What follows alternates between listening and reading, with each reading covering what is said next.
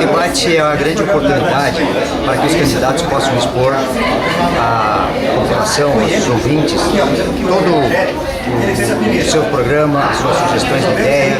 E nós aqui viemos para reafirmar esse nosso compromisso do nosso programa, juntamente em parceria com a sociedade. Lamento informar que a candidata veio com uma disposição agressiva, mas deu para contornar tranquilamente essa situação, e aí ela recebeu a pergunta que ela deveria receber.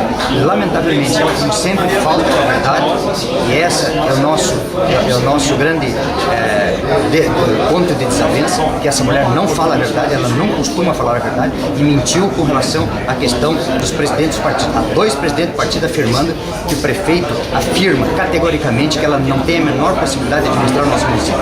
E há gente que acredita nela.